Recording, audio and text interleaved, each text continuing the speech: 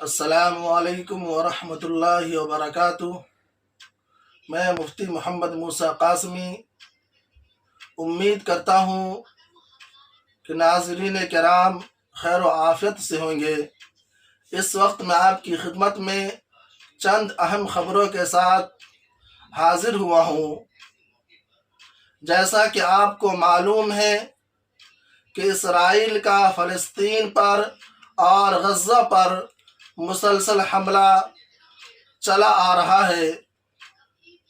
تازہ خبر اس سلسلے میں یہ ہے کہ اسرائیل نے غزہ پر مسلسل حملہ جاری کرتے ہوئے جنین اور نصیر کیمپ پر بھی حملہ کر دیا ہے۔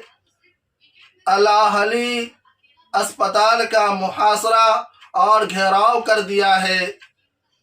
القدس اور شفا اسپتال کے بعد انڈونیشین اسپتال بھی غیر فعال ہو چکا ہے۔ اسرائیل نے انڈونیشین اسپتال پر حملہ کر کے وہاں کے علاج و معالجہ کے کام کو روک رکھا ہے۔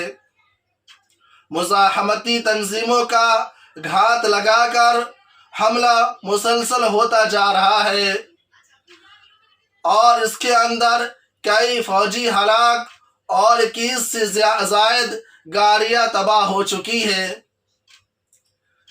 اسرائیل کے اسی حملے کو لے کر حماس نے باضابطہ اور اعلانیہ طور پر یہ کہا ہے کہ اسرائیل کا جو غزہ پر حملہ ہو رہا ہے، فلسطین پر ظلم ہو رہا ہے، اس کا ذمہ دار امریکہ کے صدر جو بائیڈن ہے۔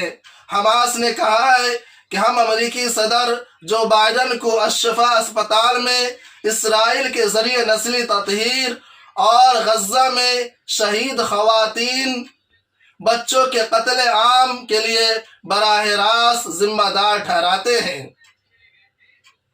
ہمارے ملک کے موجودہ پی ایم نریندر مودی نے کل اپنا ایک بیان جاری کیا ہے۔